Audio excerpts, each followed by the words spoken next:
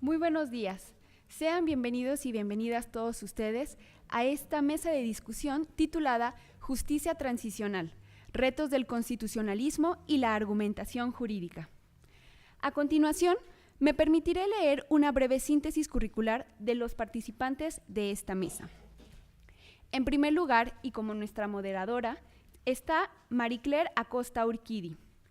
Ella es socióloga por la Universidad Nacional Autónoma de México, con estudios de posgrado sobre política y gobierno en América Latina por la Universidad de Essex y en el Instituto Internacional de Derechos del Hombre de Estrasburgo.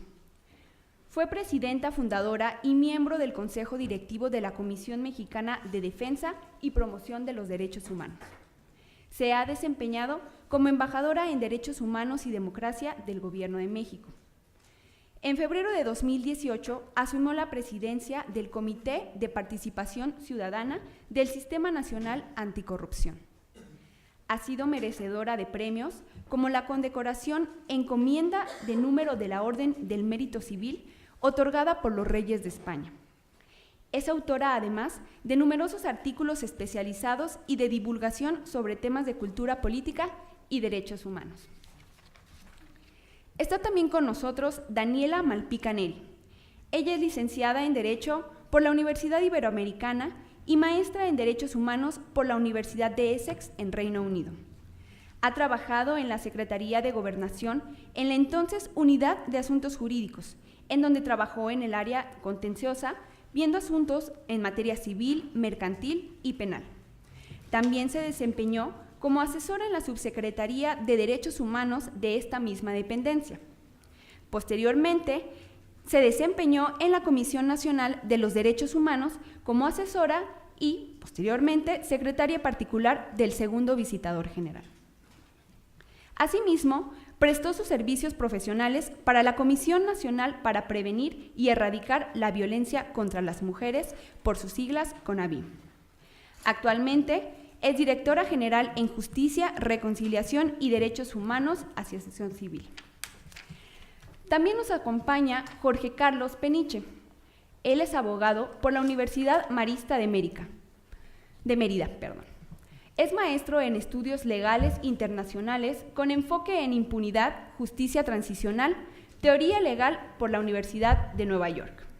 Se desempeñó como asesor para la Dirección General de Constitucionalidad de la Procuraduría General de la República, en donde intervino en el desarrollo de la política de implementación del nuevo sistema de justicia penal en el país. Actualmente es abogado asociado de Sánchez Curiel Conesa La Bastida, firma boutique especializada en litigio constitucional en sectores regulados de desarrollo y política de drogas, y consultor además en distintos proyectos en justicia transicional y combate a la impunidad en México. Actualmente ocupa la silla de macrocriminalidad en el Comité Ejecutivo de Propuesta MX. Nos acompaña también en el panel Camilo Blanco. Él es abogado de la Facultad de Derecho, Ciencias Políticas y Sociales de la Universidad Nacional de Colombia. Es especialista en Derecho Constitucional, magíster en Derecho en esa misma institución educativa. Es magíster en Políticas Públicas, Derecho Administrativo y Desarrollo Territorial de la Universidad Pierre Mendès de Francia y magíster en Argumentación Jurídica de la Universidad de Alicante. Actualmente se desempeña como magistrado auxiliar del Consejo de Estado y profesor de la Universidad Nacional de Colombia. Él es miembro actualmente de la Red Iberoamericana de Argumentación Jurídica. Se encuentra también con nosotros Ricardo Antonio Silva Díaz. Él es abogado por la Universidad Libre de Derecho, en la cual actualmente imparte clases de Derecho Procesal Constitucional. Tiene una maestría en Derechos Humanos y Democracia. Es secretario de Estudio y Cuenta en la Suprema Corte de Justicia de la Nación. Fue director general adjunto de Procedimientos Constitucionales en la Secretaría de Gobernación en la Unidad de Asuntos Jurídicos. Igualmente, fue secretario administrativo en la primera sala de la Suprema Corte de Justicia de la Nación. Además, es autor de diversas obras y artículos jurídicos como son Comunidad, Globalización y Derechos Humanos, Garantías y Derechos Humanos. Además, la tutela efectiva, judicial y los requisitos para su acceso, así como diversos respecto al tema del interés legítimo. Para conocimiento de los asistentes, la dinámica de la mesa será de la siguiente manera.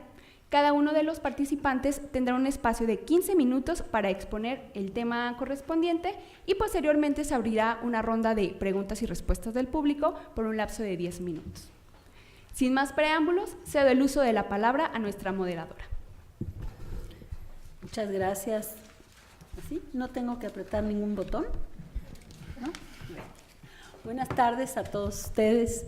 Quiero agradecer a la Escuela Libre de Derecho el que me hayan invitado a este panel y a formar parte de este seminario tan importante. Me han dicho que tengo 15 minutos para presentar el tema que vamos a discutir el día de hoy. Yo seré muy breve porque me parece que tenemos 4 muy distinguidos panelistas y yo quisiera más bien que los escucháramos a ellos, pero para situar el tema que vamos a discutir hoy en la tarde, que es además un tema que a partir del 1 de julio y a partir de pues del cambio de régimen que se avecina, se ha puesto en la mesa pública.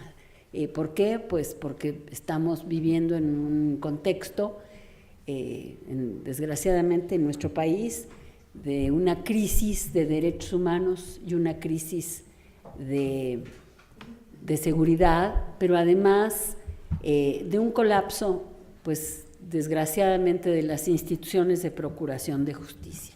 De manera que varios de nosotros hemos estado proponiéndole al equipo de transición del próximo gobierno que piensen en implementar medidas de justicia transicional como se ha hecho en muchas partes del mundo y sobre todo en muchos países de nuestra región. Y diría yo que, ¿por qué estamos haciendo esto? Bueno, pues porque la llamada justicia transicional es una respuesta a la violación sistemática y generalizada de los derechos humanos en situaciones en las que la justicia ordinaria no puede resolver esta situación.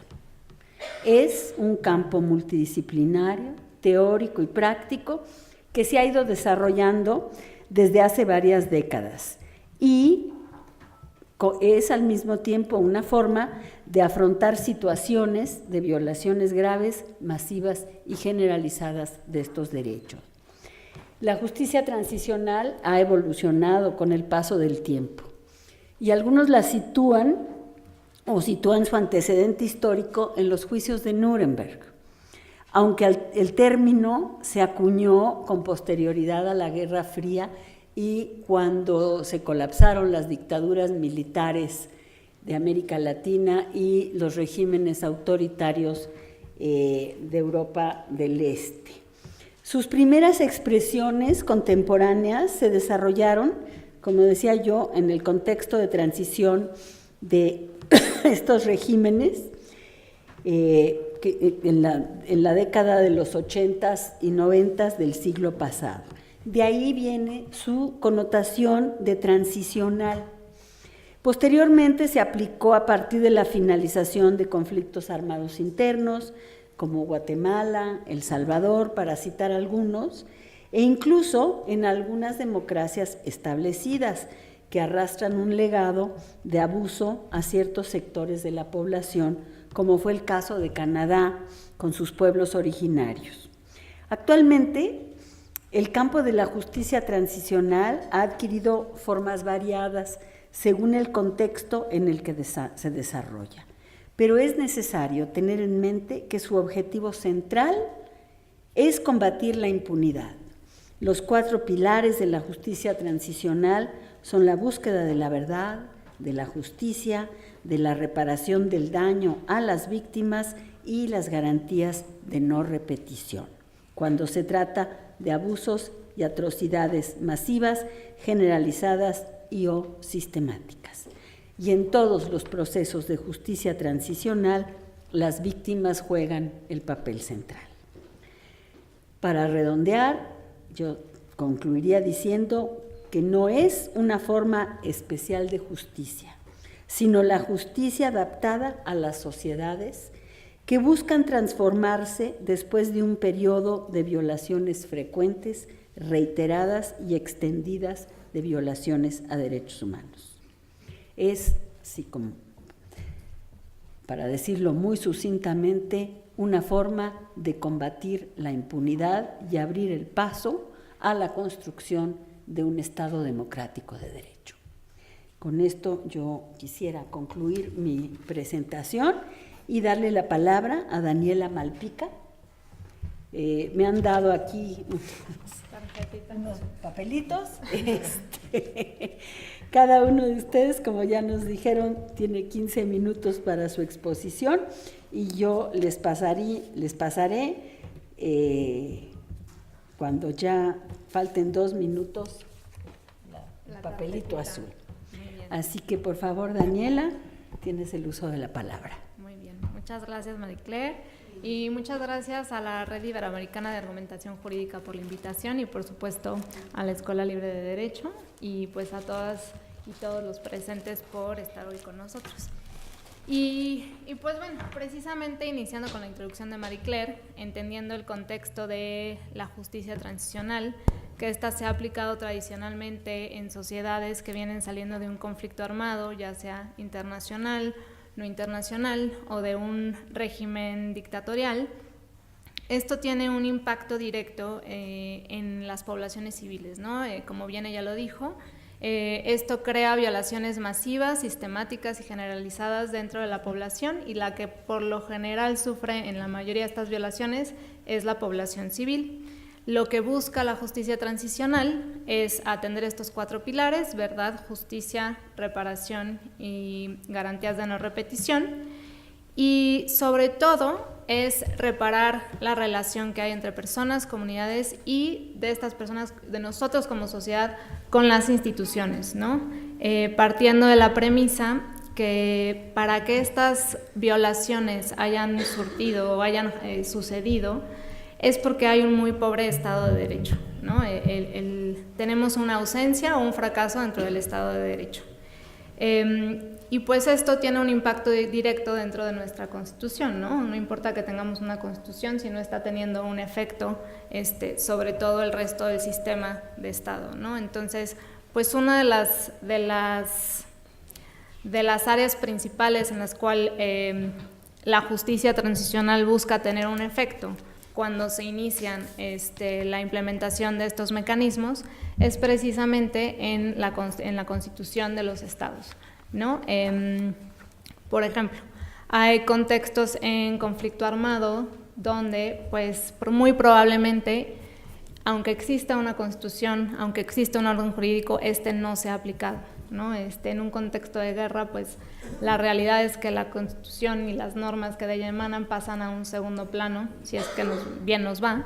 En regímenes dictatoriales o opresores, pues muchas veces la misma Constitución no cumple con estándares, no cumple con valores o con principios de una sociedad que vayan acorde a la protección y a la promoción de los derechos humanos, y que más bien facilitan a las personas que están en las posiciones de poder a que estas violaciones ocurran, ¿no? Entonces, este es como uno de los principales objetivos de la justicia transicional al tratar de modificar y transformar a través de la construcción de una nueva constitución o de una reforma el Estado de Derecho de una sociedad que está buscando reconstruirse, ¿no? Creo que aquí es importante, como también ya tocaste un poquito el tema, Marie Claire, el verlo con un lente histórico, ¿no? Y creo que eso va a ser uno de los grandes retos que vamos a tener en el caso mexicano.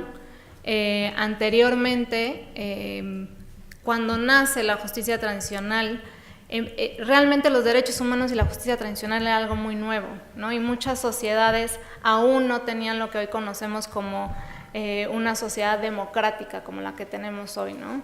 Y para el caso y el contexto de México, pues pareciera que nosotros en papel tenemos un contexto democrático, ¿no? Entonces, ¿cuál va a ser la modificación o las reformas que nosotros vamos a necesitar para poder decir que realmente estamos reconstruyendo este contrato social entre sociedad y las instituciones, ¿no?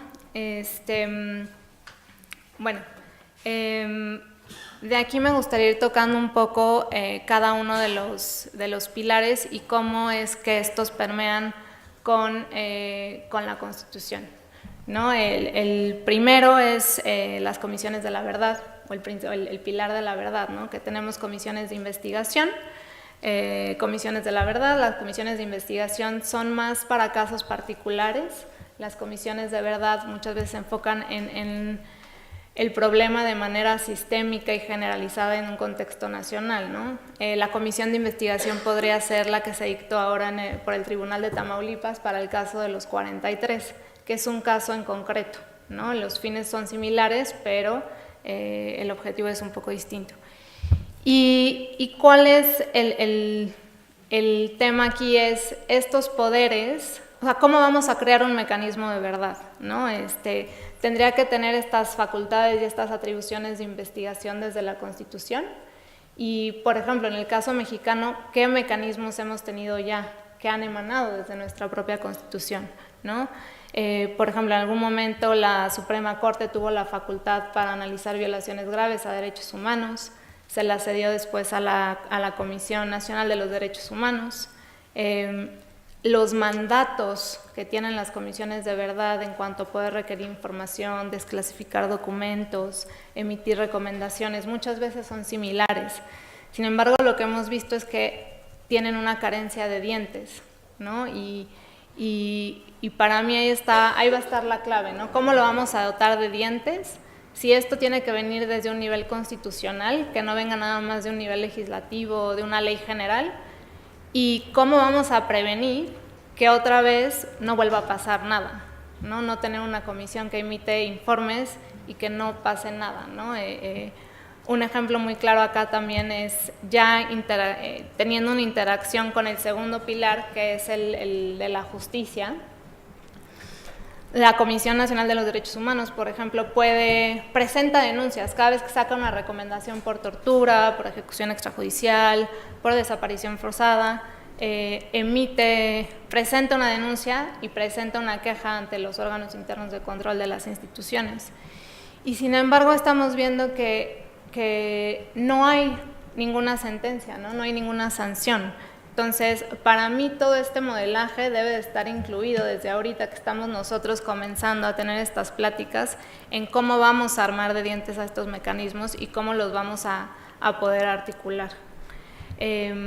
Otra de las cuestiones con el tema de la justicia, con el pilar de la justicia, es pues los tribunales, ¿no? Que retomo un poco donde quedó Marie Claire, que no es justicia especial, pero cómo vamos a conciliar si en algún momento logramos implementar algún tipo de jurisdicción especial para tratar estos casos con los principios que nosotros tenemos ahorita reconocidos dentro de la Constitución, ¿no? Como el tener un juicio imparcial, el reconocimiento de inocencia, cómo vamos a lidiar en el reconocimiento de si tenemos la capacidad institucional, técnica y humana ahorita para lidiar con la masividad de los casos y tener una priorización de casos, ¿no? Y qué vamos a hacer con todas esas víctimas que muy probablemente no van a poder alcanzar un juicio o ver a sus perpetradores tras las cárceles, ¿no? Entonces creo que eso es algo que también vamos a tener que estar pensando en cómo vamos a conciliar un sistema de justicia extraordinario para que vaya también permeando en el sistema ordinario. El tercer pilar es el pilar de la reparación y pues bueno, aquí México, lo voy a tratar de concretizar un poco al caso mexicano, si no se dieron cuenta. Nosotros nos tropicalizamos una comisión ejecutiva modelada tras la que tienen en Colombia, ¿no? ¿Qué pasó aquí? Que pues nosotros no teníamos ni comisión de la verdad que realmente determinara, uno, qué es lo que estábamos investigando, qué delitos, qué clase de víctimas, y que además no hubo una clasificación que pudiera determinar y sensibilizar el trabajo, y sobre todo esta se le determinó autónoma sin realmente hacerlo, ¿no? La Comisión Ejecutiva de Atención a Víctimas al final tuvo origen en la Ley General de Víctimas. Se dice que es autónoma, pero la realidad es que no fue autónoma, no se le dieron las herramientas necesarias, y entonces también una vez más carece de dientes y de autonomía. Y pues yo que lo viví incluso estando en la Secretaría de Gobernación, esto ha creado que sea un juego muy perverso, ¿no? en la atención a las víctimas, y en las que realmente no tenga la autonomía para determinar el trato, la reparación, las cantidades, solicitar el presupuesto, y que es algo que otra vez necesitamos cuidar desde el nivel constitucional, empezar a analizar si necesitamos subirlo hasta ese nivel o no al momento de ir analizando los mecanismos que vamos a implementar. En las garantías de no repetición vienen justamente todas estas reformas legales, ¿no? Que ahí retomaría el cómo vamos a analizar nuestra Comisión Ejecutiva de Atención a Víctimas, qué instituciones necesitan reformarse, si nuestra Constitución en sí va a requerir una reforma o no. ¿Y por qué? Porque al final siento que además tenemos una fractura en el orden constitucional entre la sociedad y nuestra propia Constitución, ¿no?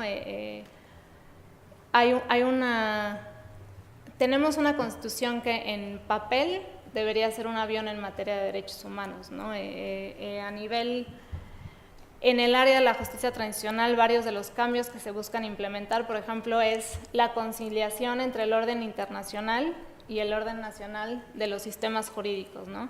Nosotros ya tenemos una reforma que reconoce los derechos humanos a nivel constitucional, reconoce los tratados internacionales, sin embargo no ha permeado, no ha logrado bajar y no ha podido ser tangible en nuestras instituciones, ni en los estados, ni en las instituciones estatales, ¿no? No ha habido una coordinación. Creo que hemos fallado a nivel de armonización legislativa, pero al final es una modificación que nosotros ya tenemos, ¿no? Otra de las características que se busca mucho en la construcción de una nueva constitución en este tipo de contextos es la separación de poderes. Y pues nosotros una vez más vemos que en nuestra Constitución ya tenemos una separación de poderes, ¿no? Tenemos el ejecutivo, el legislativo y judicial. Entonces, ¿cuál es el siguiente paso? Y no solo eso, tenemos también varios organismos autónomos que tratan de darnos pesos y contrapesos para todas las instituciones. Entonces, vuelve a surgir la pregunta, para nosotros en el caso mexicano, ¿cuál va a ser nuestra tarea para lograr que esos cambios o esas características que se buscan en constituciones post-conflicto permeen en la nuestra, ¿no? En nuestra sociedad? Y bueno, pues antes de concluir, también desde el punto de la reconciliación, ¿no? Al final la reconciliación es uno de los objetivos de la justicia transicional, no es un mecanismo per se, ¿no? Y la reconciliación implica que haya un reconocimiento de todo lo que ha pasado, implica que haya a través de que para ese reconocimiento se garanticen los derechos a la verdad, justicia, reparación y garantías de no repetición, que ahí es donde entra totalmente la rama de la justicia transicional, pero también que como sociedad comencemos a hallarnos en un futuro, vernos en un futuro en el cual nos reconozcamos como interdependientes, ¿no? Que no podemos estar el uno sin el otro, ¿no?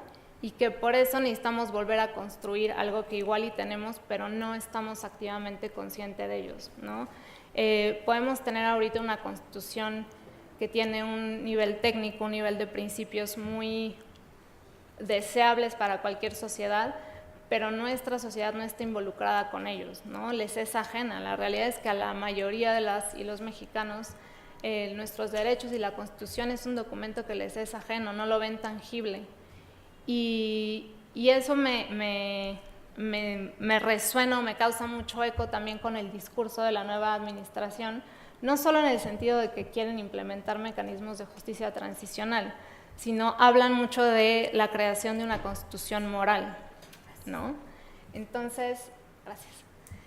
Entonces, aquí, pues esa es mi otra reflexión. ¿Qué vamos a hacer ahorita? Vamos a reformar nuestra Constitución para tratar de abordar estos principios y que otra vez tengamos un pacto social, a pesar de que en papel realmente nuestra Constitución no está tan mal, o necesitamos volver a crear este pacto social entre nosotros, o podemos dejarla como está y entonces seguir la línea del nuevo gobierno de una Constitución moral, que la verdad yo no estoy tan a favor de una constitución moral nada más por el término de moral, ¿no? Me causa como mucho conflicto, pero sí creo que sería una buena oportunidad para analizar qué principios vamos a plasmar o vamos a modificar dentro de nuestra Constitución, ¿no? En una sociedad tan diversa como la nuestra, y con los problemas que nos hemos enfrentado últimamente, desde ahorita lo del nuevo aeropuerto, ¿no? De Texcoco contra Santa Lucía, evidentemente somos una sociedad que tenemos valores y principios muy diversos, ¿no? Entonces creo que hay que aprovechar para poder, esta oportunidad para poder ver qué reformas constitucionales realizamos tomando el contexto transicional. Y pues muchas gracias, ya se me acabó mi tiempo.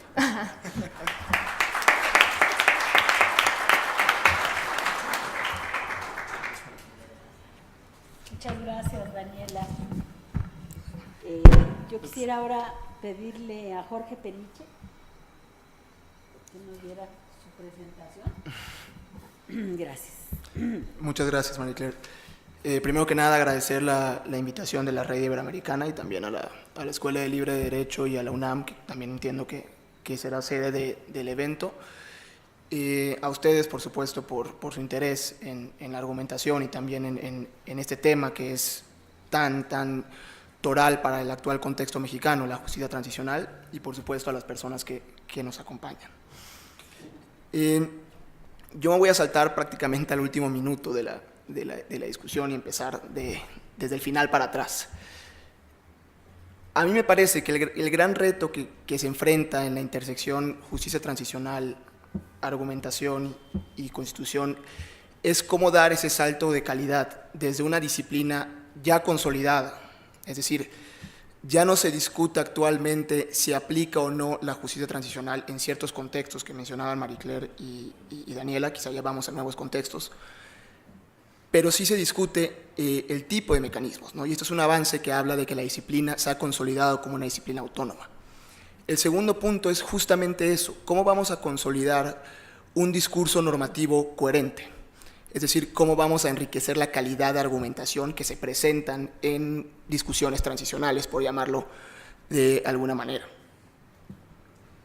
Y eso necesariamente implica o ruega dos preguntas desde mi punto de vista. La primera es, ¿a qué tipo de justicia estamos dispuestos a comprometernos? Y la segunda es necesariamente esta discusión entre justicia ordinaria y justicia extraordinaria. Yo entiendo que en el discurso y en el discurso político de alguna manera es muy fácil hablar de que la justicia transicional no es una justicia extraordinaria. Pero si uno se recorre a un análisis de dimensión previa, teórico, de principios, el tema se problematiza muchísimo más, porque desde luego hay ciertas notas que la hacen parecer un tipo de justicia extraordinaria. Entonces, para de alguna manera irlos llevando a lo que es para mí el gran reto, y de alguna manera hacia atrás, voy a tocar 3 puntos, digamos. La primera parte será la parte teórica, que esto habla de lo que yo llamo en el proyecto de investigación que emprendí en la Universidad de Nueva York, el debate Theitel-de Graeff. Theitel es quien reclama para sí el haber inventado el término justicia transicional, y de Graeff, con quien tuve el honor de trabajar, es quien de alguna manera acuña la teoría de principio más importante en la defensa de la justicia transicional como una especie de justicia ordinaria. En un segundo momento hablaré de las 4 paradojas que yo identifico en la adjudicación constitucional, que es para mí el punto más álgido en esta intersección constitución, transición y argumentación. Y luego iré hacia un pequeño estudio de casos que trata de unir cómo ha evolucionado la calidad de la argumentación en decisiones transicionales. El caso Asapo en Sudáfrica y el caso del marco jurídico para la paz, que seguramente los colombianos se me pondrán un poco bravos cuando hable de esto. ¿Por qué hablo de que el tema cortes constitucionales representa el punto más álgido en temas transicionales, ¿no? Generalmente, cuando se habla de esta intersección, transición y constitución, hay dos puntos centrales. La llamada empresa de crear un producto normativo como es la Constitución y que se reconoce como un producto de la transición. Y en un segundo momento, las Cortes Constitucionales como ese gran producto institucional que emana también de la transición, ¿no? Solemos olvidar, y aquí lo mencionaba Marie Claire, ¿no? Las Cortes Constitucionales, desde mi punto de vista, son un producto justamente de la transición. Solemos olvidar que la Corte norteamericana, si bien nos hablaba de justicia transicional en ese momento, fue un producto de una transición, quizá no de justicia transicional, pero sí como diseño institucional en cuanto a una transición, digamos, a la democracia, ¿no? O la primera democracia moderna. Pero cuando uno habla de cortes, el problema es que se ven, digamos de alguna manera, llamadas a resolver un problema jurídico en lo que Matthias Kuhn llama rights reasoning, es decir, argumentar desde un lenguaje de derechos y dar una respuesta de lo que al final del día es una respuesta de moralidad o política moral. El problema, y aquí es donde entramos al territorio álgido, es que no hay mucha literatura que habla desde una argumentación de principios de cómo lidian las cortes constitucionales con ese tipo de discusiones.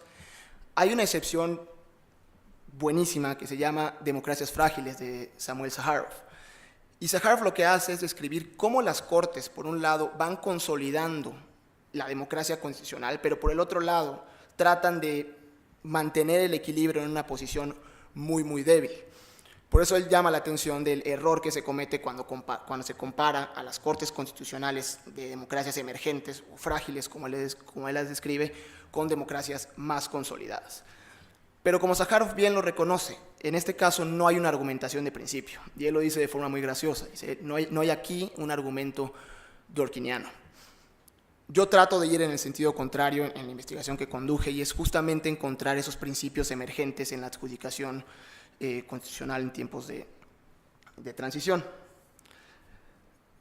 Y eso, desde luego, retoma la pregunta de justicia ordinaria versus justicia extraordinaria, ¿no?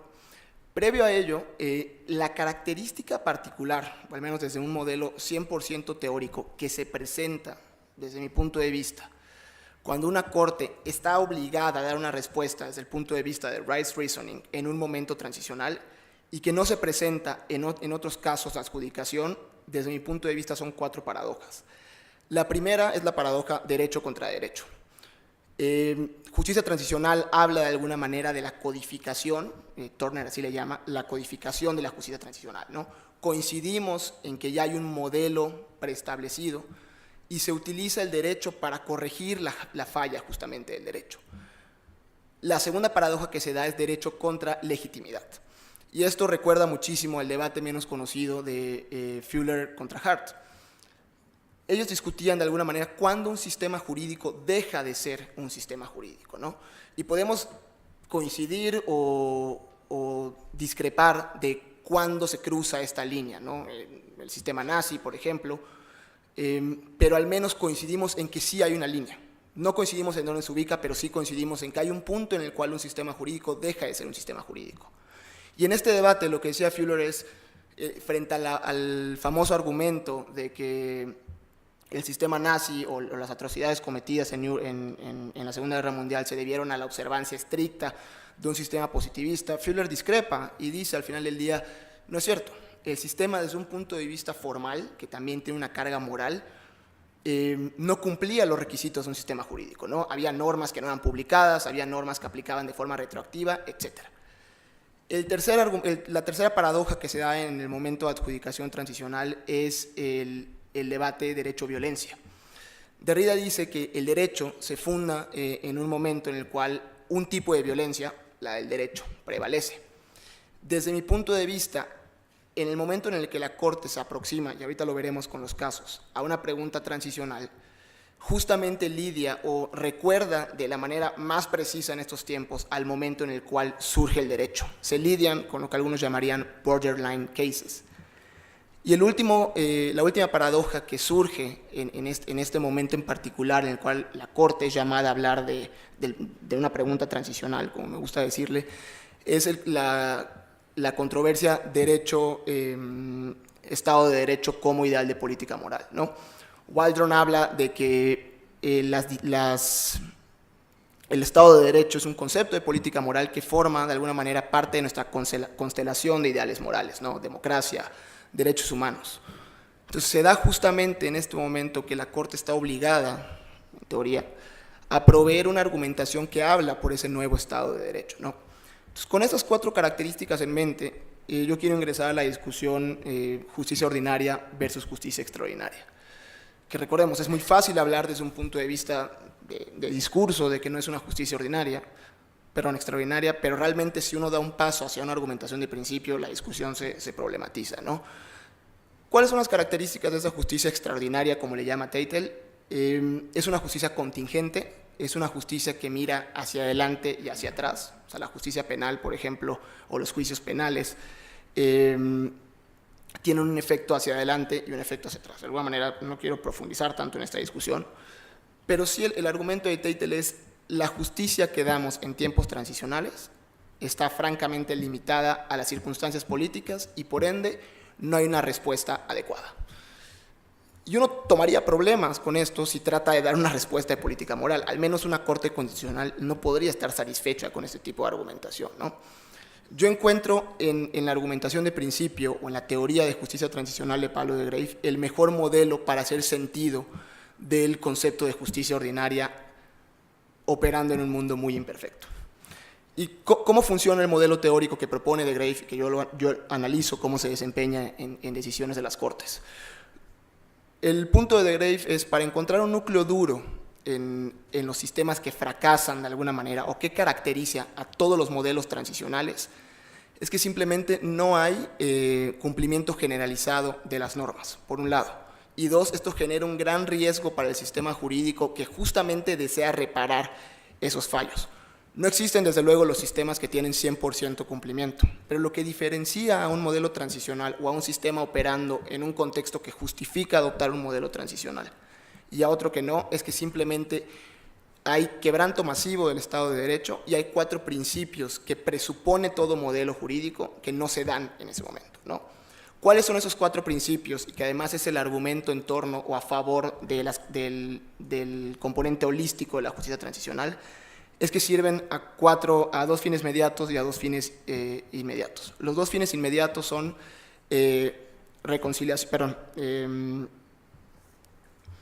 confianza cívica y reconocimiento, y los 2 fines lejanos o a los que contribuye de manera más remota la justicia transicional es la reconciliación y Estado de Derecho. Todos estos hablan desde luego de déficits en sistemas normativos, es decir, reconocimiento o un modelo transicional que aspira a dar reconocimiento trata de remediar la falla en la marginalización que se produce en las víctimas. Es decir, no es simplemente que no te reconozco como víctima, es que simplemente no te reconozco como portadora de derechos, ¿no? En un contexto de violaciones masivas que ya describieron Daniela y Marie Claire. Confianza cívica es justamente se pierde la confianza en que los valores y normas que compartimos son vinculantes para todos. Reconciliación habla justamente de una sociedad irreconciliada. ¿Qué es lo que tratas de reparar? Es ese resentimiento legítimo, y ese es un punto clave, en la falla del sistema jurídico que falla de alguna manera en brindar condiciones básicas de existencia, seguridad por desapariciones forzadas, tortura, etc. Y el último, Estado de Derecho, ¿no? Desde ese punto de vista, y desde mi punto de vista, y ahorita vamos a la parte de casos, la justicia transicional desde luego adopta una postura moral frente al derecho, es decir, no se decanta por un modelo neutro de Estado, sino asume un Estado de Derecho y un proyecto democrático. Eso es importante porque de alguna manera informaría la forma en que una corte se aproxima a la pregunta transicional. Ahora, estas, digamos, variables, yo las someto a análisis en la evolución argumentativa de casos. El caso, digamos, moderno más importante para mí es Asapo, en Sudáfrica. La corte es simplemente llamada a resolver la pregunta de si el hecho de que una persona se acerque a una comisión de la verdad y se le brinda amnistía y cualquier posibilidad de sanción en responsabilidad civil está en contra de alguna manera del derecho de acceso a la justicia. ¿Qué prevalece en todos estos casos? Y esto es muy importante, el test de proporcionalidad. El test de proporcionalidad emerge en las cortes, digamos, transicionales como la gran herramienta argumentativa. Parecería fácil, desde luego, porque pues, todos hablamos de que el test de proporcionalidad es como que la panacea, ¿no?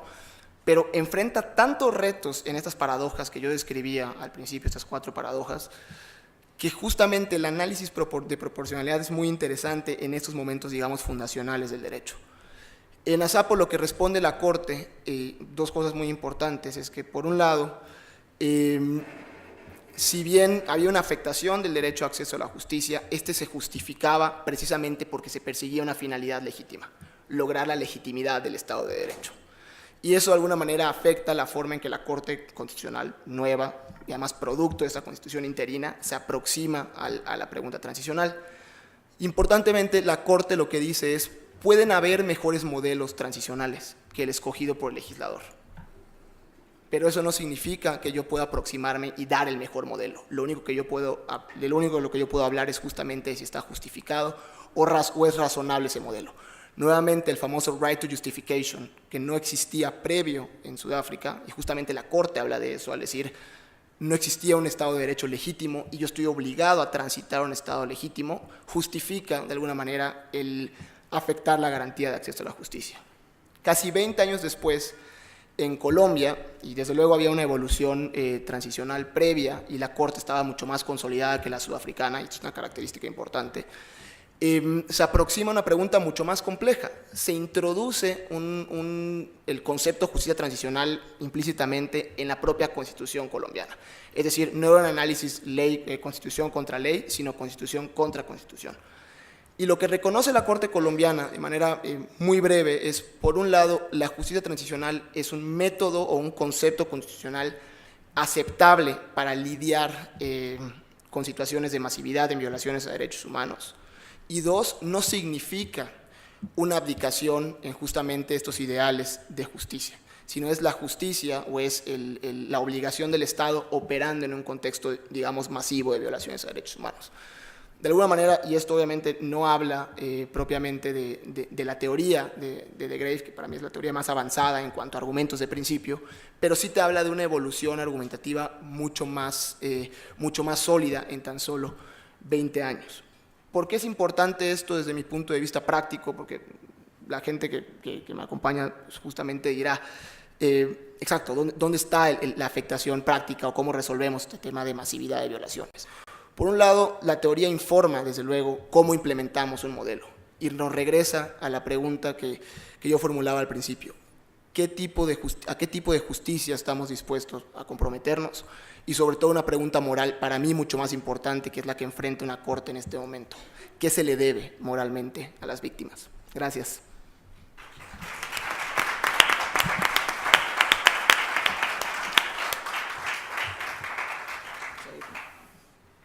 Muchas gracias, Jorge. Pues muy sugerentes las 2 presentaciones. Ahora le paso la palabra al doctor Camilo Blanco. Muchas gracias, María Clara.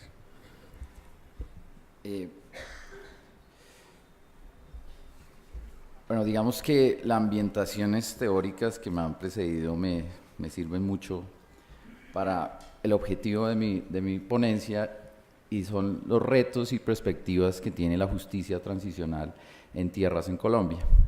Digamos que el mío es un análisis más de campo. Yo, antes de trabajar en lo que estoy haciendo, duré más o menos unos 3 años recorriendo el país, digamos, en la ruralidad, sobre todo en el norte del país, litigando y defendiendo víctimas del conflicto armado, víctimas de desplazamiento y despojo.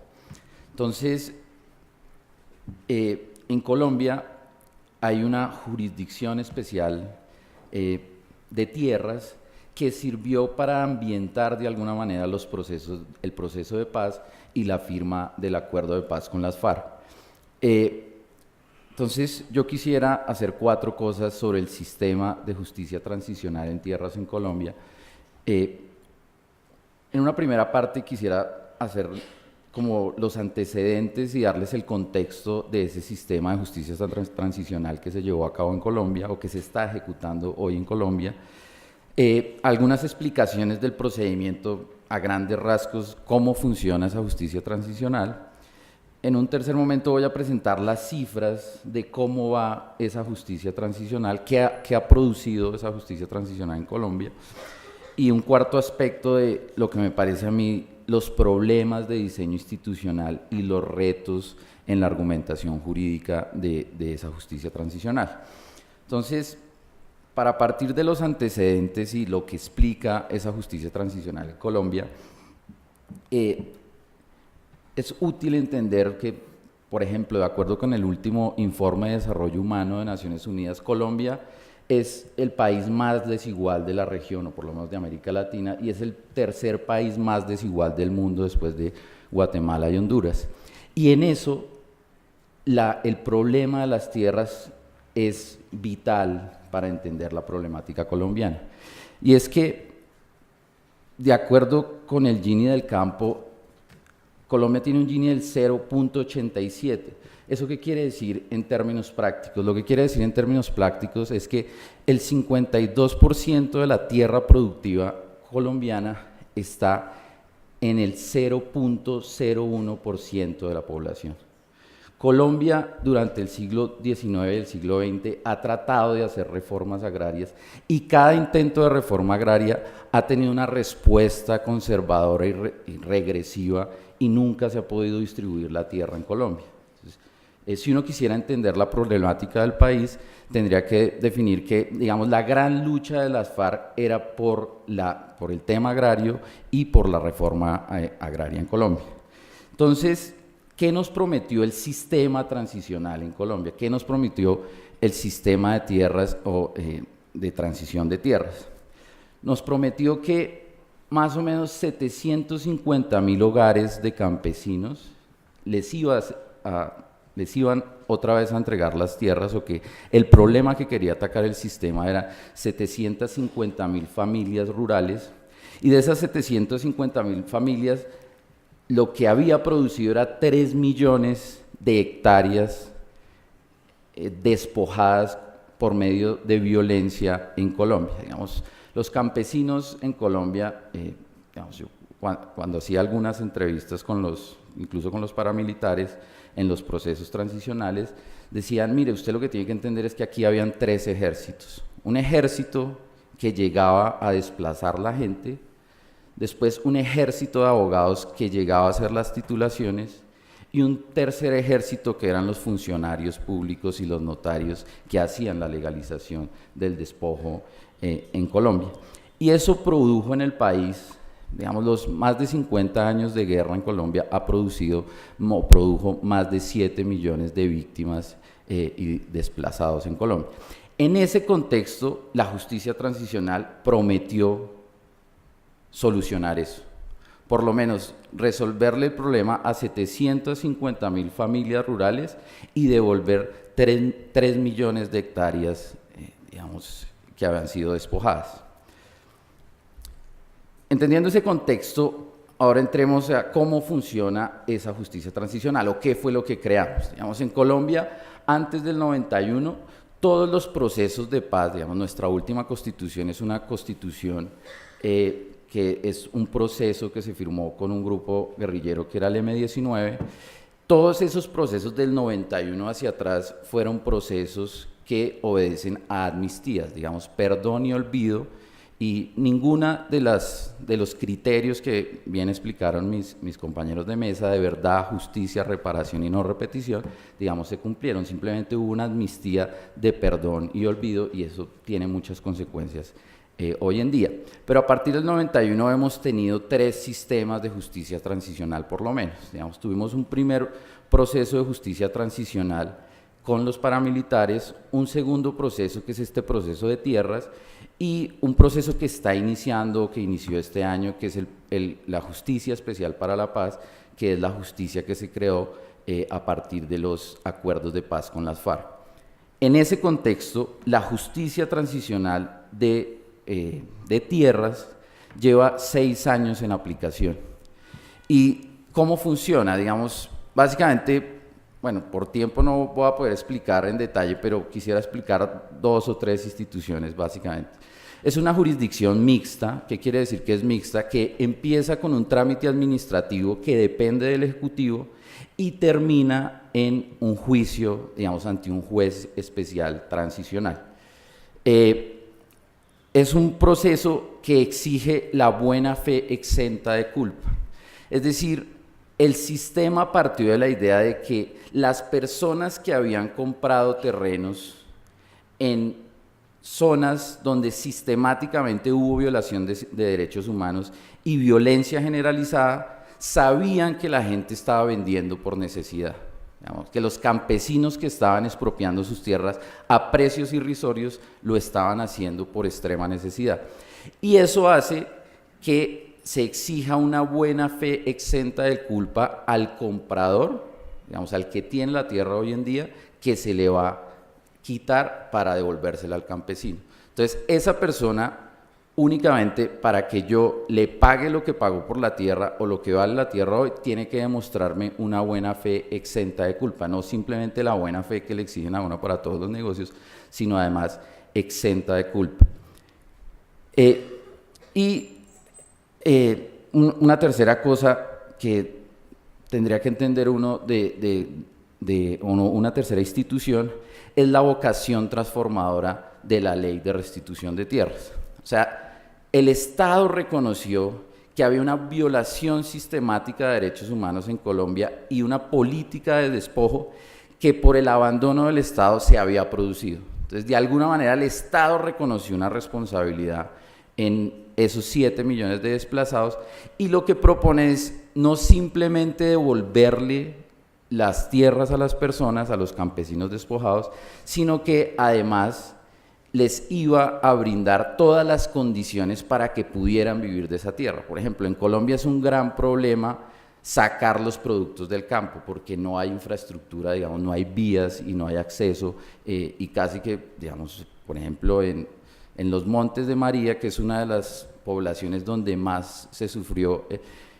pues uno cuando vaya ve que los aguacates básicamente se pierden y se pudren porque no hay cómo sacarlos y digamos son unos aguacates de excelente calidad en el país. Entonces, ¿eso qué produjo en términos de cifras o qué ha producido los 6 años de la justicia transicional en Colombia o qué esa jurisdicción? El gobierno es muy optimista, digamos, el gobierno del anterior presidente sacó unos informes pues al finalizar el gobierno y básicamente dicen que atendieron a las 7 millones de víctimas, que las víctimas están inscritas en unos sistemas de registro, que esos 7 millones, más o menos 5 millones y medio, fueron atendidos y tienen algún resultado o alguna política de asistencia del Estado. Y en tema de restitución de tierras, la institucionalidad ha atendido alrededor de 100.000 solicitudes. Y de esas 100.000 solicitudes, solo el 17% fueron a juicio. Por eso era importante lo del tema mixto. En más del 82% de las personas, de las víctimas de los campesinos que solicitaron la restitución de tierra, en la parte administrativa, les fue negado su derecho al acceso a la justicia, porque administrativamente se dijo, no son víctimas, usted no es víctima, no fue desplazado, y solo llevaron a juicio el 17%. ¿Y eso qué ha producido? Ha producido que se han presentado cerca de 14.000 demandas solamente, y eso que ha restituido. Hoy, después de 6 años de la política de restitución de tierra, de las 3.000 hectáreas que prometimos restituir, hemos restituido 195.000 hectáreas. De esas 195.000 hectáreas son alrededor de 2.317 sentencias. Y esas 2.317 sentencias tienen 2 componentes, como lo explicaba. Tiene un componente que es la orden de que la tierra vuelva al campesino y tiene otra orden que es una orden de la vocación transformadora. Es decir, Si todo un pueblo fue arrasado, entonces lo que ordena el juez es que se restituya el inmueble, pero que además el Estado vuelva y construya el colegio, la plaza y todo lo que destruyó el acto, digamos, de violencia. Y eso segundo, pues no se ha cumplido. Digamos, de las 2.317 sentencias que hay en restitución de tierras hoy en Colombia, más o menos, o no más o menos, solo 9 sentencias se han cumplido de manera, digamos, integral. Entonces, el balance de la restitución de tierras, pues yo soy muy pesimista sobre él. Digamos, las cifras hablan por sí solas. Los jueces no les gusta que se presenten las cifras, pero las cifras se contrastan. Por un lado, el gobierno nacional presenta esas cifras y por otro lado, una corporación independiente, que es la Corporación Excelencia de la Justicia, pues contrasta las cifras que son las que les acabo de dar. ¿Por qué los resultados son tan pobres en el proceso de restitución de tierras en Colombia? Entonces yo veo que hay unos problemas de diseño institucional graves que no se pensaron bien desde el inicio y me parece a mí que explica un poco la pobreza de los resultados. El primer problema que yo observo es que el proceso mixto no trajo ni independencia ni imparcialidad. Entonces, lo que nos explicaba el profesor Aguiló en su conferencia es, claro, digamos, básicamente la etapa administrativa lo que produjo era, como no lo hacían jueces, sino funcionarios de la rama ejecutiva, básicamente se negaron cifras por derechos. Entonces, sobre la idea eficientista de que vamos a atender el 100% de las víctimas, básicamente se dio una orden no formal de que tocaba resolver los casos, pues negándolos, pero resolverlos. Entonces, hay una orden implícita de que el Ejecutivo era el que determinaba en esa primera etapa si se ordenaban o no se ordenaba, digamos, para que fuera a la etapa judicial. También el sistema ha tenido un problema, y es un problema que el sistema es progresivo de manera discriminatoria.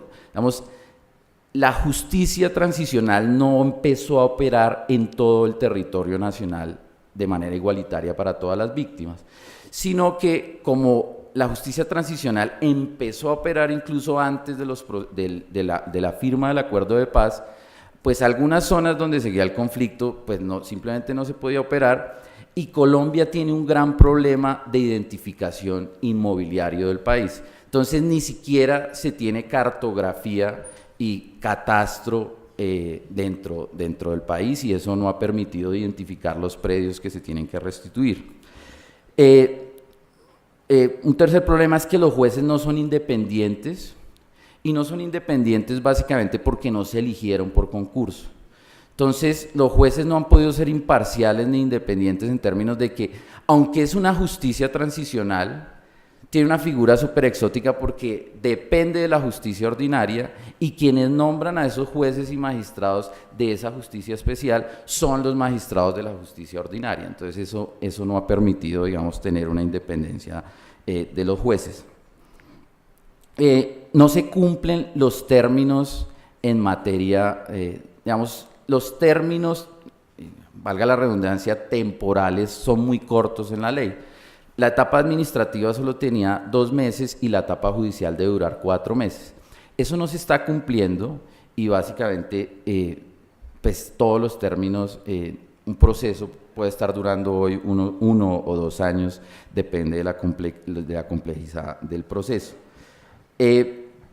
La vocación transformadora de la ley, otro tema es que la vocación transformadora de la ley trae muchas tensiones de carácter político y de carácter financiero, digamos, porque se convirtió al juez casi que en un decisor de políticas públicas, y los jueces en la región han empezado a disputarse con las autoridades locales, digamos, con los alcaldes o con los consejos municipales, porque de alguna manera sus sentencias ordenan gasto o implican la ordenación del gasto.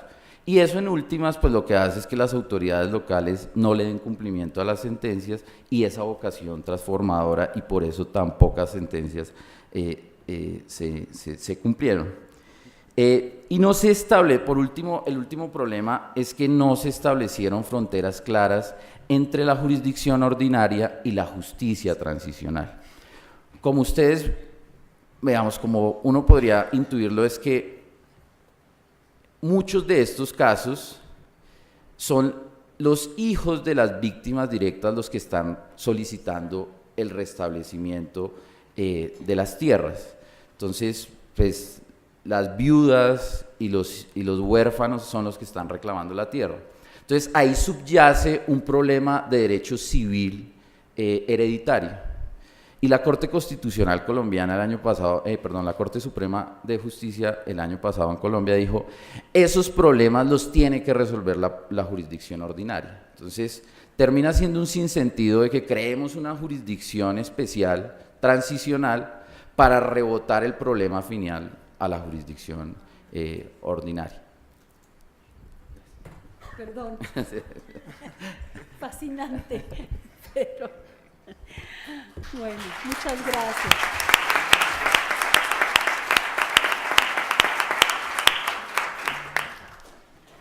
Maestro, tiene usted la palabra. Gracias. Ahí está. Primero y antes que nada, todo mi agradecimiento a la Red Iberoamericana de Argumentación Jurídica, a Diana Nava, a Ariel Salanueva, al presidente de la red. Creo que este ejercicio que se está haciendo realmente ayuda a poder poner sobre la mesa ciertas discusiones, sobre todo en el caso mexicano. Hace 3 años organizaba la Escuela Libre de Derecho un congreso de justicia transicional, y cuando nos acercábamos con algunos actores políticos, con algunos actores jurídicos, veían muy lejano la posibilidad de que este tipo de mecanismos pudieran implementarse. Y resulta que 3 años después, hoy está en boga en México el que pueda traerse algunas de estas figuras. Para nosotros, la verdad, como mexicanos en específico, pues estar echando un brinco a ver qué es lo que está pasando en otras latitudes, y sobre todo generar espacios en las escuelas, en las aulas, para poder discutir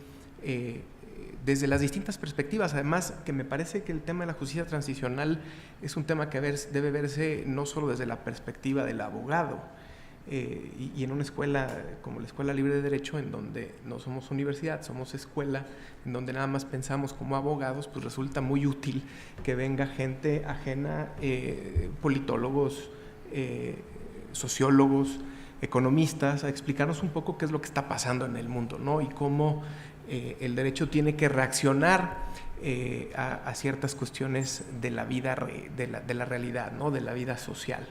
Pareciera que el derecho siempre había sido el mecanismo para solucionar problemas, y hoy la realidad y los hechos están superando al propio derecho, y ahí es donde se empieza a ver una mecánica y un conflicto.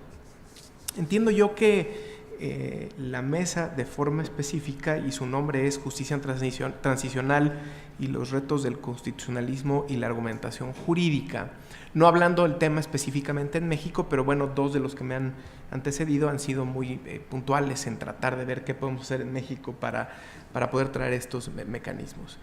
Sí creo que en la parte de Colombia la perspectiva es un tanto similar, pero distinta en ciertos aspectos, y yo me enfocaré en hablar, creo yo, de 2 grandes problemas que vamos a tener en México, y tal cual está el nombre de la mesa, así lo aproximaré: el problema del constitucionalismo y la perspectiva que tienen los operadores jurídicos frente a la Constitución, y el tema de la argumentación jurídica, que, pues desde mi perspectiva, esto tiene que estar ligado totalmente con los operadores jurídicos. Como un operador jurídico, sea un juez o no, dependiendo qué es lo que quiera el Estado, o cómo quiera aproximarse el Estado a la justicia transicional, qué reglas debe de seguir este operador jurídico. Y me parece que la argumentación jurídica aquí resulta ser muy útil para poder dar algunas líneas y alguna claridad en esta problemática. Respecto al primer tema, que es la parte constitucional, creo que quienes me han antecedido han sido muy claros en decir que, bueno, pues, finalmente el objetivo de la justicia transicional no es otro más que pues tener mejores reparaciones, ¿no?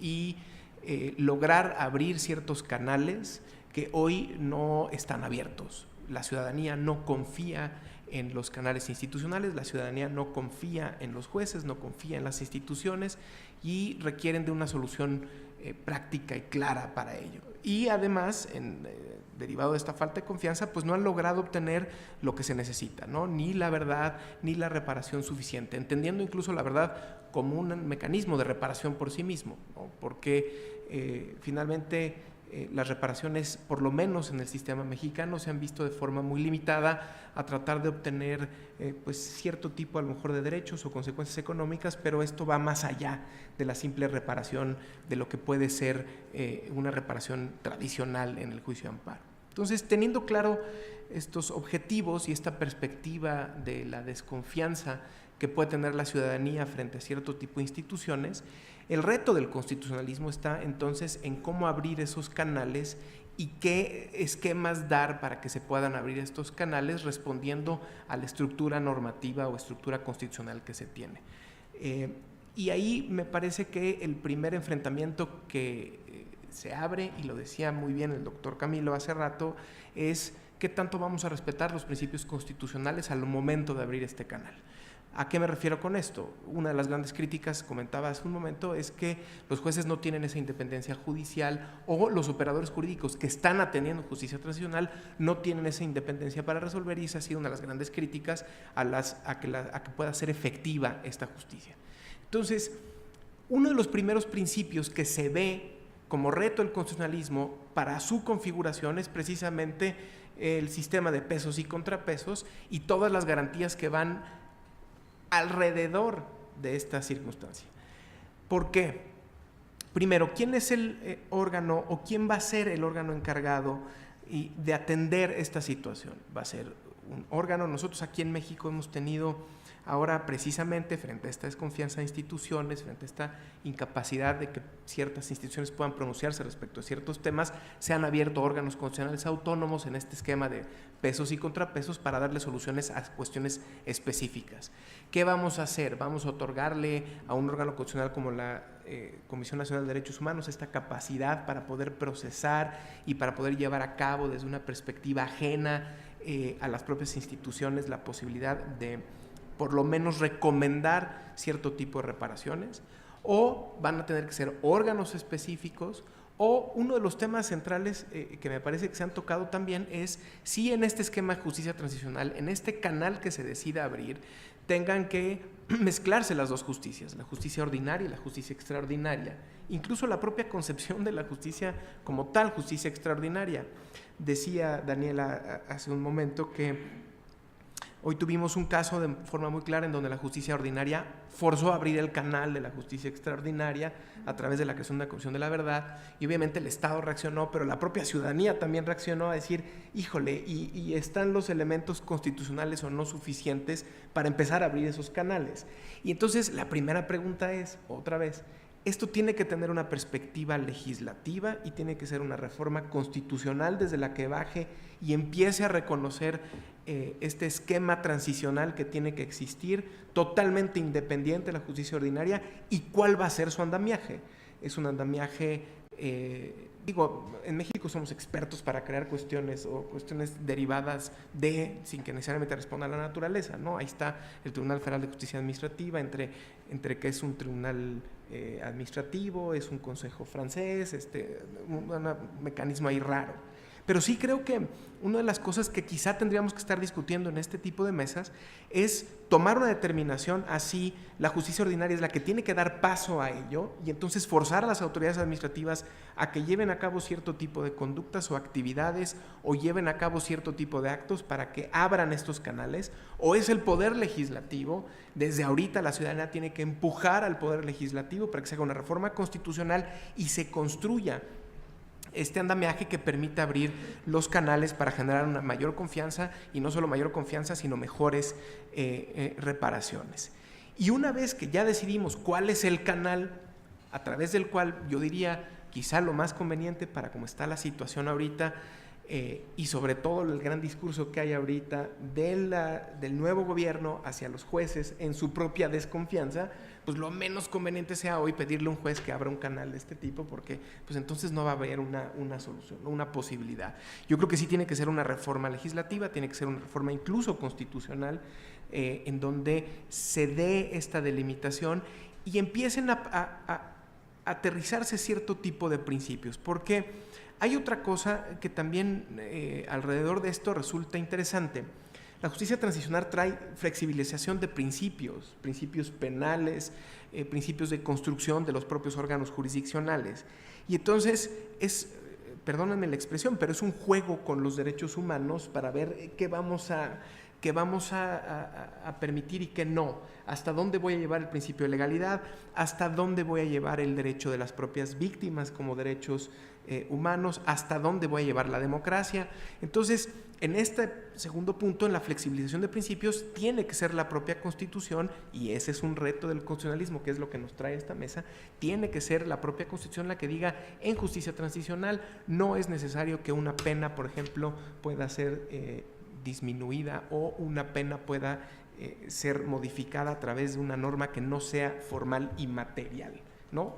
Y que cambien entonces las condiciones de del propio ejercicio. Y el segundo punto, la construcción de la institución a partir de lo que le va a dar certidumbre en cuanto a, pues diría yo, su autonomía y su defensa frente a los demás poderes.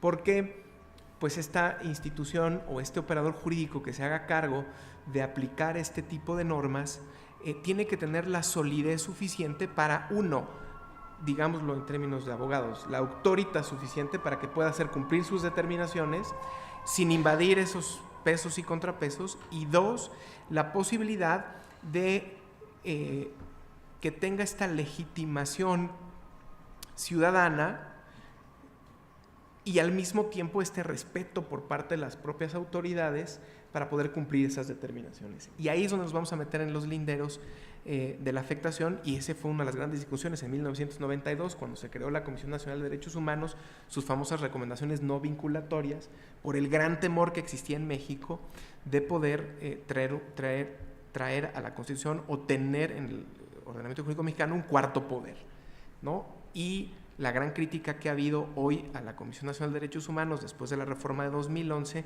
a sus recomendaciones no vinculantes, pero sí obligatorias para las autoridades, que deben de contestar y deben de decir de manera fundada y motivada. Entonces, insisto, el operador jurídico tiene que trabajar con la solidez suficiente, con esta independencia y autonomía que le pueda dar frente a los otros poderes, para no depender del poder político en turno y para no depender de lo que en ese momento se necesita.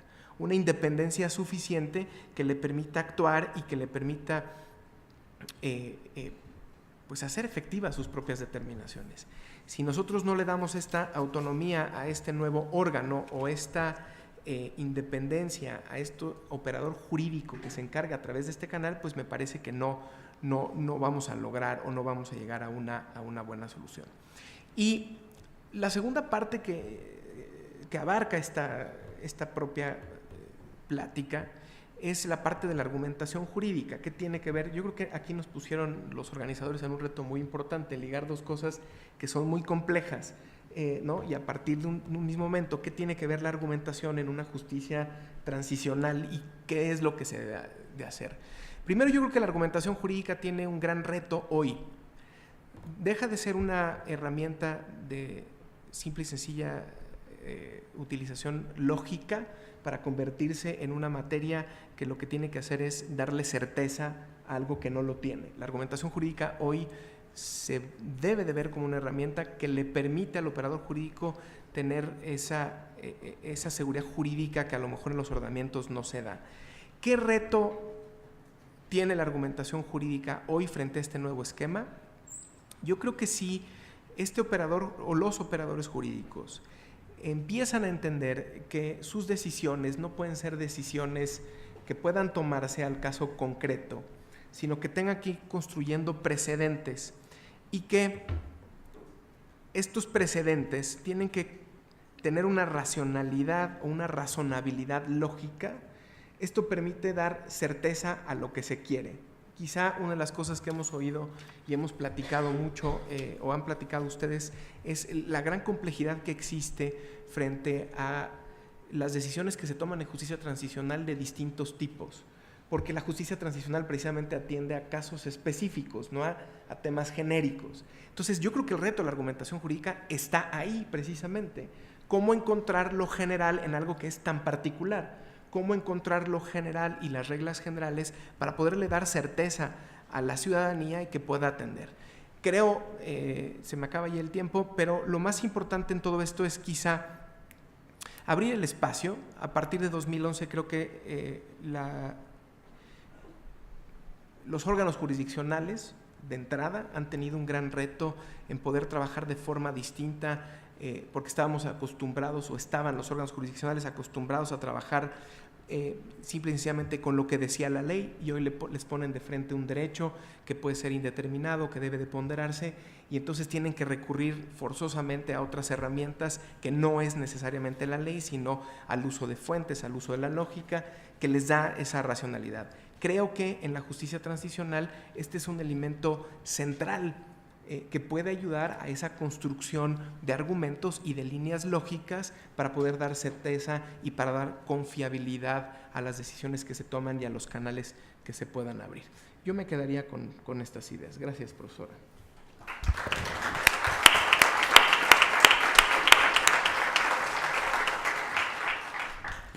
Pues muchas gracias a todos nuestros ponentes. Yo creo que pues han puesto sobre la mesa problemas muy complejos, ideas muy sugerentes. Tenemos desgraciadamente 5 minutos para la sesión de preguntas del público. Yo pido disculpas de antemano, pero sí me tengo que retirar a la brevedad. Entonces yo quisiera pues abrir a 3 preguntas del público, por favor.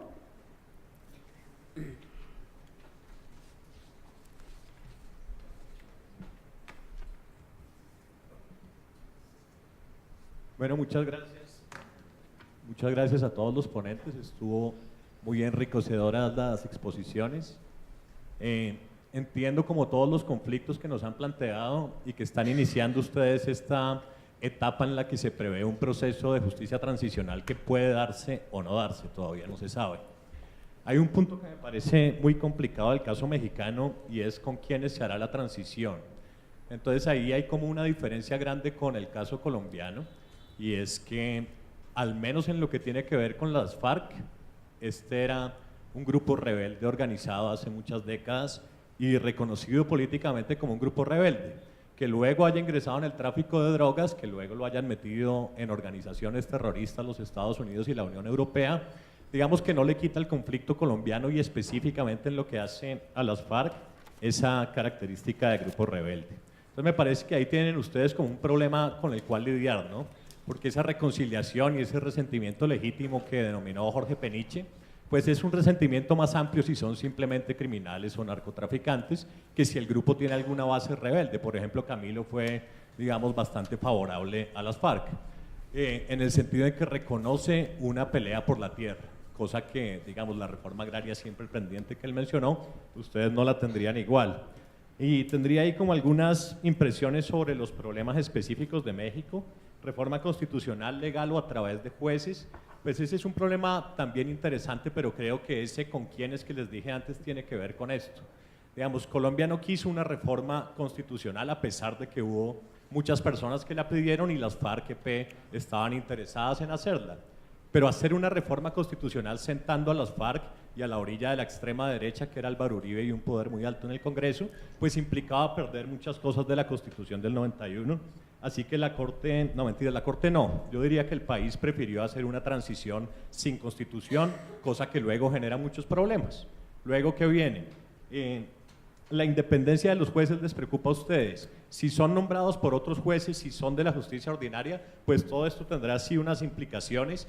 En Colombia les cuento, digamos, los jueces de la Justicia Especial para la Paz, los comisionados de la Comisión Especial de la Verdad, fueron creados por un órgano mixto de derecho internacional, de académicos, de las cortes ordinarias, y de ahí salió. Y yo digo, es difícil asegurar que estos jueces tengan independencia. Ahí había imposiciones por parte de los militares y ahí había imposiciones por parte de las FARC-EP, pero sigue siendo un grupo muy interesante y que tiene una legitimidad especial.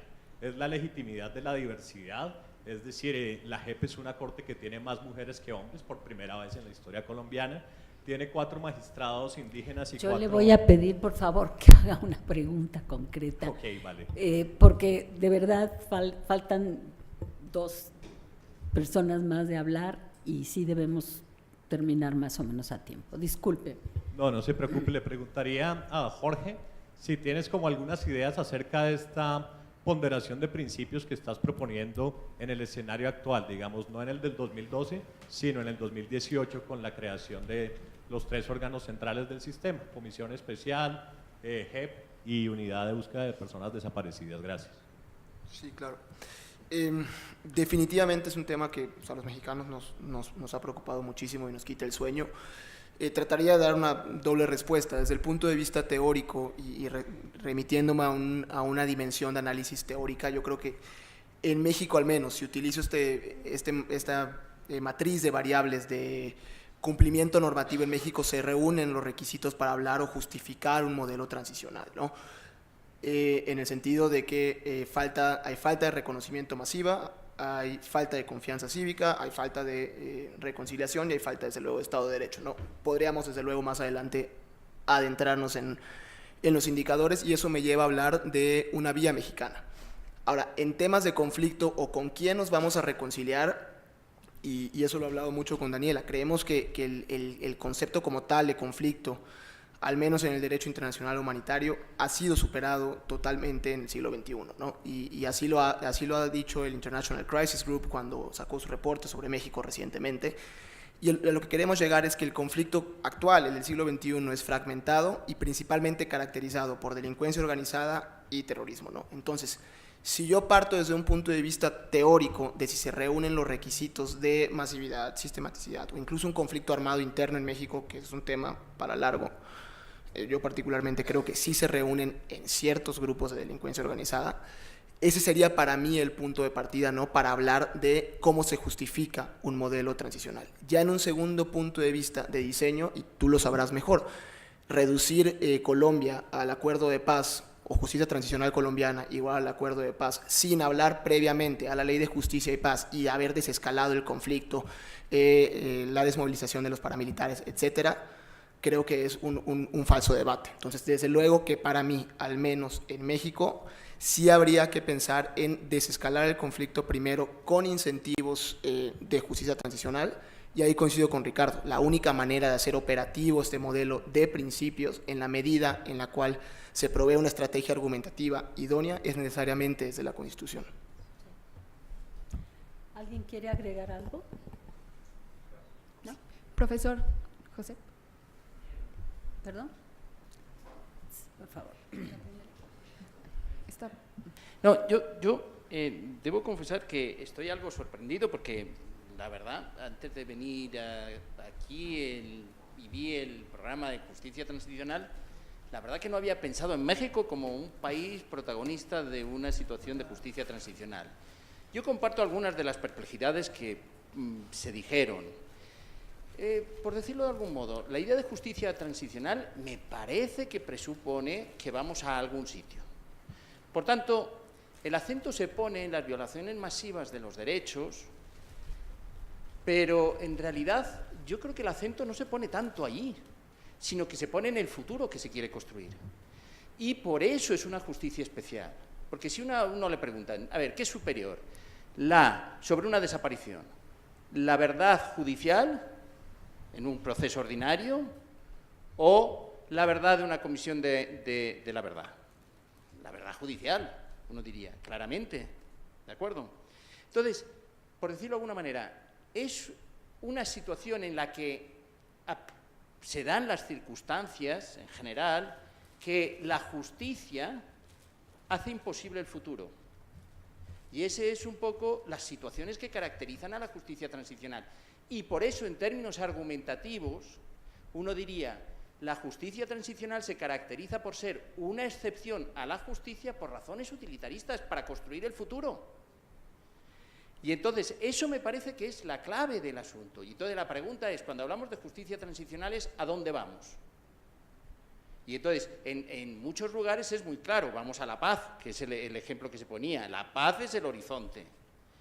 Porque claro, si el horizonte es acabar con la mera anomia, con la mera, el incumplimiento del Estado y cosas por el, si es acabar con eso, en realidad uno diría, bueno, más que justicia transicional, esta es una reforma, en vez de lo que se llama una reforma orientada a donde puede que utilices algunos mecanismos, pero a mí me ha sorprendido, la verdad que cuando vine no me esperaba que México fuera el protagonista de la justicia transicional, creía que lo iba a ser esencialmente Colombia, porque, por decirlo de alguna manera, me encajaba sin haberle dedicado mucho tiempo, pero hay una cosa que a mí, yo les sugiero que le den vueltas. La idea de justicia transicional apunta al futuro, no a las violaciones masivas. Las violaciones masivas hacen imposible el futuro o indecente el futuro. Y para construir ese futuro es para lo cual creas una justicia adaptada a poder construir ese futuro. Entonces me parece que es eso, y yo, de verdad, soy un sorprendido de haber visto que México va a ser el próximo protagonista de la justicia transicional, porque es que no me lo esperaba, sinceramente, no me lo esperaba. Muchas gracias. Voy a pedir la siguiente pregunta o comentario y después le voy a pedir a los ponentes, pues cada uno de ellos que hagan una brevísima respuesta o comentario a lo que se haya dicho. Buenas tardes, su servidora, soy Raquel Santillán. Creo que ya no funciona. Sí, gracias. Buenas tardes, su servidora, soy Raquel Santillán. Soy litigante y tal vez por eso, como bien lo dijo el doctor, me cuesta un poco asimilar esto. Hay una situación en lo que yo estoy entendiendo de la justicia transicional como una excepción. Aquí la situación es cómo se pondera respecto a los derechos humanos y donde surgen derechos de terceros. Bien nos explicaba el señor magistrado respecto a la independencia judicial y que se estaba haciendo la valoración respecto a estadísticas y números. Sin embargo, al ver la situación más de fondo, nos percatamos que era necesario tramitar juicios intestamentarios y esto obedecía a que surgían derechos de terceros. Entonces, bueno, a ver si fuera posible, cómo es que se van a ponderar derechos de terceros, derechos adquiridos, derechos humanos con respecto a la justicia transicional. Gracias. ¿Usted quiere comenzar? Mira, para el caso particular de la justicia transicional de restitución en tierras en Colombia, hay un tema que incluso se trajo de la justicia transicional de los países de Europa del Este, que es los segundos ocupantes, en que, digamos, en un juicio de restitución de tierras siempre hay una contraparte, que es un opositor, y por lo general eran grandes empresarios o grandes latifundistas, y ahí la ley lo que hizo fue, como asumía que que eran diferentes y que no había una igualdad en partes, la ley tomó partido por la víctima y invirtió las cargas probatorias y por eso exigió la buena fe exenta de culpa al opositor. Pero en el ejercicio de la jurisdicción también empezó a salir un poco de personas que también eran campesinos, que estaban en la tierra y que no tenían la característica de ser un gran latifundista o una persona que haya participado en los eventos de despojo. Entonces ahí se creó una categoría y la Corte Constitucional colombiana creó una categoría de segundos ocupantes, que yo soy un poco crítico en eso, pero pues no tengo tiempo en explicarlo, pero sí, digamos, el sistema y la jurisprudencia sobre todo, pues se ha ocupado de, porque claro, hay muchos problemas, están los problemas de esos segundos ocupantes que son personas también víctimas y se pueden ver desfavorecidas por una sentencia, entonces ahí más o menos lo que dice la jurisprudencia es, tiene que buscarle otro terreno a esa persona para poderlo desalojar, porque no lo puede desalojar así nomás, y también, por ejemplo, hay problemas ambientales muy fuertes. En principio la ley, por ejemplo, prohíbe que se restituya en zonas de reservas ambientales y ahí hay una gran discusión y ha habido un gran debate y yo realmente no estoy tan seguro que la ponderación sea la solución, digamos. A mí me aterra un poco el tema de la moda, y yo creo que los alicantinos, Pérez Lledó le toma del pelo a Manuel Atienza diciéndole: usted un poco está yendo a recogiendo las velas allá de ese afán de ponderación que hay ahora y ese activismo judicial a través de la ponderación, porque creo que hay un problema subyacente entre la justicia ordinaria, las reglas y los problemas constitucionales, de que no tenemos claro cuándo pasamos de un sistema más de tipo formalista, que lo tenemos vigente en nuestros sistemas, y cuando atacamos un problema de ponderación y todo lo estamos volviendo ponderación. Entonces, digamos, ahí.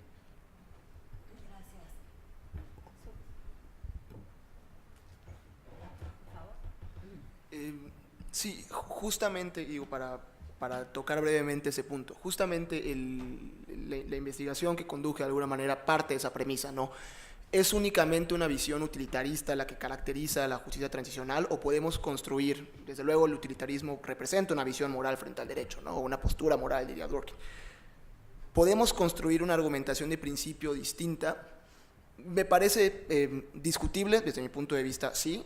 Y justamente hablo de ese componente moral que caracteriza a los 4 principios que mencionaba, ¿no? Y que uno esperaría y empieza a ver irrumpir más en decisiones de cortes constitucionales, ¿no? El hecho de que se busque reconocimiento, confianza cívica, reconciliación y Estado de Derecho justamente apunta no solamente hacia atrás, sino también hacia adelante. Ahora, el tema de la ponderación, desde luego, que llama muchísimo la atención, porque, claro, uno puede meter su matriz de variables y analizar si se cumplen las 4 gradas, etcétera, pero cuando uno es confrontado con la realidad tan lacerante, se vuelve un tema complicado. Lo que yo encuentro en mi investigación es que el test de proporcionalidad, que es consecuencialista siempre en su análisis, porque mira hacia adelante, es el gran triunfador del análisis en la justicia transicional. Llamémosle producto de los tiempos modernos en el cual queremos ponderar todo, o si es una herramienta argumentativa idónea. Esa es una discusión diferente. Lo que está pasando en la práctica es que el test de proporcionalidad ha sido el gran campeón en estas decisiones de cortes. Desde luego tendremos que encontrar a qué queremos transicionar. Desde mi punto de vista, en la medida en la que se presentan esos déficits que impiden al sistema normativo, al sistema jurídico mexicano, caracterizarlo como un sistema que opera en circunstancias ordinarias, se justifica hablar desde un punto de vista de justicia transicional, y creo que estos 4 principios tienen la característica de que justamente combaten este corte entre justicia extraordinaria y justicia ordinaria. De alguna manera podríamos caracterizarlos como principios dúctiles que permiten mudar desde el punto de vista extraordinario al ordinario con una argumentación de principio. Al menos, desde luego, esa es mi perspectiva.